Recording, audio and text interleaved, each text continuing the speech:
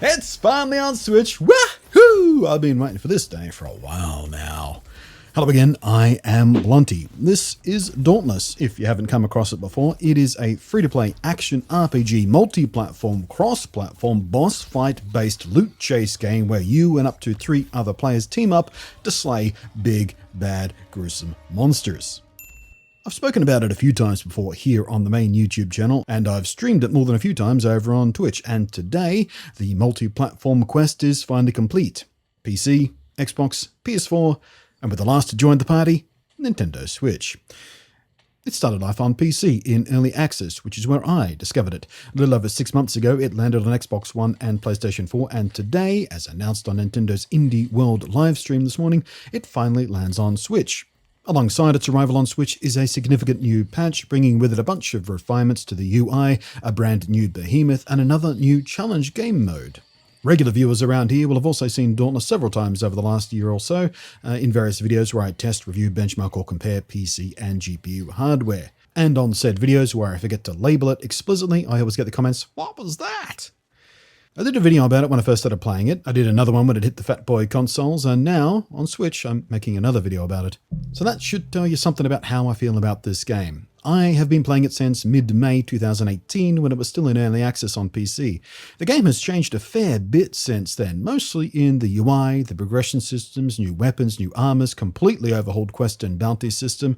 And this video isn't really a review as such, so I'm not going to dig right down into all of that, but suffice to say, it's been built up quite a lot since my first days in early access, but the core gameplay has kind of remained the same, which is kind of the important part, because that's the part I like. Speaking of gameplay, you will have to forgive my gameplay in these PC versus Switch gameplay comparisons I've got running for you side by side. I haven't played in a while because I was very much distracted by Outer Worlds, which I did 2 full playthroughs of when it launched. Seriously, I started another playthrough basically 2 days after I finished the first one. I loved it that much. And of course, Pokemon Sword and Shield has been my jam for the last couple of weeks, which has absorbed all of my game playing time. So it's fair to say I'm a bit rusty on Dauntless. And I'll be switching between several different weapon types to show you guys a little bit of the variety available. Stuff you won't see is also the axe and hammer, both of which I kind of suck at. And personally, I've been fairly focused on maining the striker gauntlets, the punchy-punchies, since they were added to the game in the last big content patch. So I'm extra rusty on the dualies and the sword and the pike. Gamer excuses aside, the basic core gameplay loop has, like I said, remained relatively unchanged since I first started playing it in early access, which is a good thing because while it's a simple game, I often describe it loosely as what if Monster Hunter was Warframe, but with Dark Souls feeling signal detection based dodge roll combat mechanic to give strangers some kind of framework and context to figure out what the game sort of feels like when you play it. I do love a good dodge rolling combat mechanic, don't you? And although not especially deep, it is a pretty compelling game I love to wind down my day with. A few hours of the evening just sort of chilling out with some YouTube or TV or movies or whatever on a second screen while I grind out some hunts and fill out bounties and quests. It's one of my favourite games ever for that kind of experience. The gameplay loop of flying out to one of a fistful of big islands which serve as both collections of arenas and passive material gathering places, then hunting down and battling a huge ferocious monster, in this game called behemoths, which upon a successful hunt will then reward you with loot drops of various kinds. You then craft your loot into weapons, armor, upgrades for weapons and armor, potions, grenades and other temporary stat boosting items and such. And that's the basic loot. Hunt, collect, craft, upgrade, hunt, collect, craft, upgrade. The difficulty curve is really well done in this game too. The game does a really good job about teaching you its mechanics step by step with ever increasingly difficult monsters and complicated patterns and things like that, without the tedious step-by-step tutorials or QTEs and crap like that. You kind of feel your way into the game, which I really quite appreciate. And by the time you reach endgame, the difficulty is both brutally fierce and rather compelling itself. Every hunt is anywhere from about 3 minutes to 15 minutes long, depending on your skill, your equipment, and the difficulty of the particular behemoth you're fighting, and sometimes the teammates in which you get teamed up with. But this all lends itself nicely to a chill-out game. You can burn half an hour, you can burn 5 or 10 minutes if you want to, or you can sink in for hours and hours and hours and then just chilling out to the loot chase and working towards your next armor upgrade or hunt pass reward. It is a free-to-play game. Luckily, the developers have largely resisted being obnoxious with the microtransaction stuff they need to put in there to, pay their employees and such. There's no pay to win, no way to pay to speed up your advancement or your leveling. You can pay to skip a bit of grind by buying packs of potions and you'd otherwise have to collect materials for and craft, but frankly, you'll never really have to do this. You really can collect and earn enough of this stuff just by playing the game in a normal way that you won't really ever run low enough to worry about this kind of stuff. So largely the microtransaction stuff is cosmetics, various kinds of skins and armors and weapons and hair and makeup and emotes and island arrival animations and flags and little pattern flares you send up to tell people you found the monster, all that kind of stuff. There is some stuff, like unlocking and speeding up cell fusing, cells being special effect upgrades for weapons and armor. They give you extra abilities and things like that, and they come in several levels, and you can fuse the lower level ones to create higher leveled versions. You can pay to speed this process up, which can take up to 2 real world days, depending on what you're fusing, and that is kind of scummy. I don't like that at all, but it's also not a huge deal, as you earn so many cells in normal play. This is really not needed that much. And there is a hunt pass system, as I mentioned before, which works much like season pass stuff you might be familiar with in other games that have free-to-play mechanics. And even some developers who put this kind of stuff in their full-price games. You can go jump up your own asses, thank you very much. There's a collection of various time-limited rewards. The free rank has fewer rewards as you level up through it. The paid rank, of course, called Elite, has more.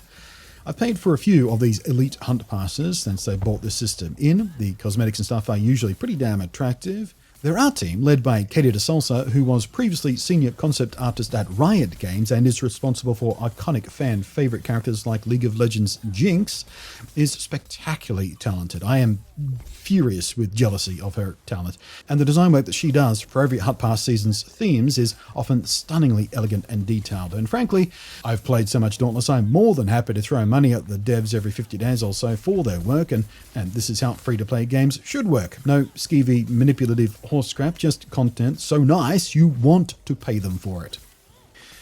But in general, I appreciate what they've done to this game to make it something that can be free to play. The other thing of particular praiseworthiness is the cross-play. This game has the absolute best, most seamless cross-play implementation I have ever experienced. It, to ping off an old cliche, just works. If it wasn't for the system of icons next to usernames, you'd never even notice you may be on a team with players from completely different systems. Even the in-game chat works perfectly well for the console players. And yes, by the way, you can plug in a keyboard to the Switch and indeed the other consoles to type in the text chat if you so wish. And with this update, they've also introduced a customizable sort of quick chat menu where you can use a rotary dial thing to select some preset phrases for yourself. That's been sorely needed for a while.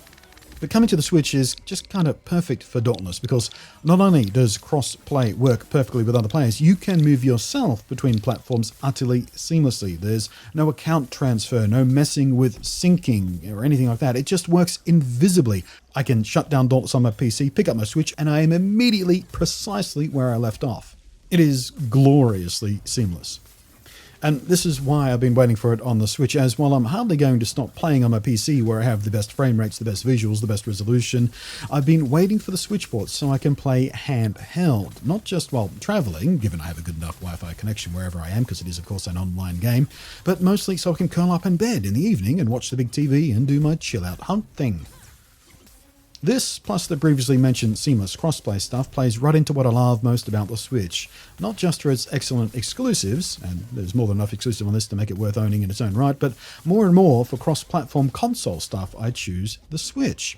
I've talked about this before, how the Switch is a perfect PC gamer's companion, and how I'm more than happy to give up some graphics quality on the lower-powered Switch system to gain the hybrid mode, console and handheld gameplay it enables.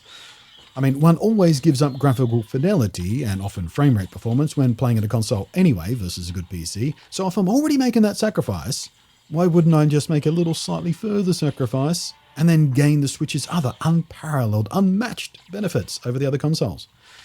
So, Dauntless, one of my favoured online ever games, making its long-awaited move to the Switch, has made me a very happy boy indeed.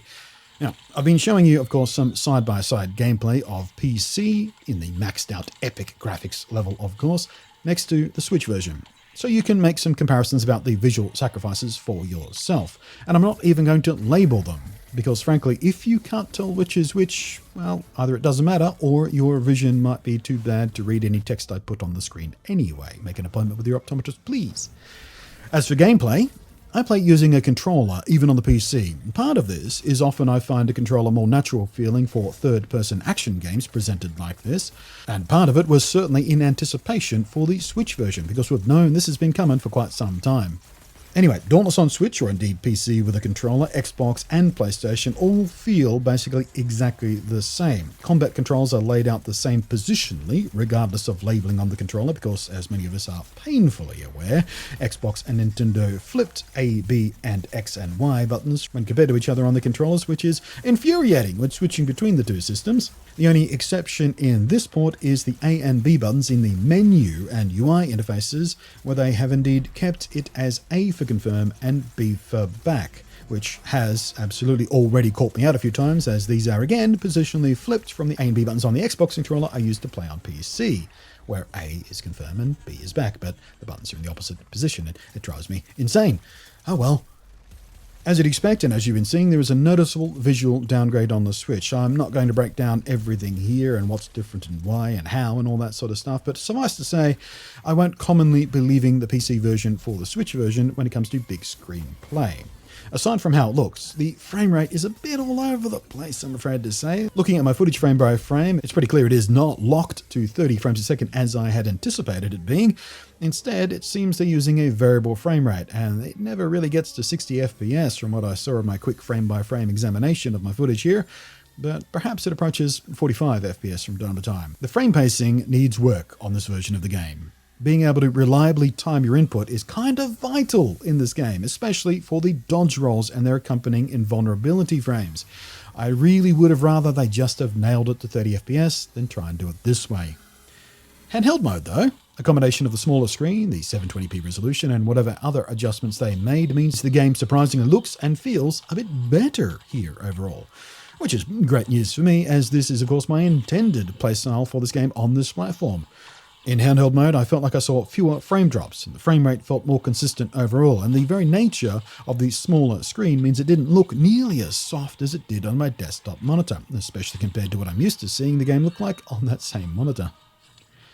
So all in all, I'm pretty happy. Not ecstatic, but pretty happy with this port, and the Dauntless developers have already proven they're very dedicated to this game, patching it constantly, making it look, feel, play better and better, adding new features, adding new content. So while day one here on the Switch has some issues, I have some faith it will be ironed out even more as the port matures. One thing you may have noticed quite easily in these comparisons, my PC gameplay is showing the camera much further back from my character. This is the field of view setting, a setting missing from the Switch version, which is a pity, because I really rather like being further away from my character so I can see what's going on around me a bit better while I'm in combat. So, if you haven't tried it yet, I highly recommend you give Dauntless a go, even if it's not your usual type of game. It wasn't my usual type of game, and I wound up loving it. And again, it's free to play, you've got nothing to lose but an afternoon of your time by trying it out and seeing if it suits you. Thank you very much for watching. I hope this has been interesting, informative, or just kind of something to have on in the background while you're playing Dauntless. I am Blunty, and I will catch you next time.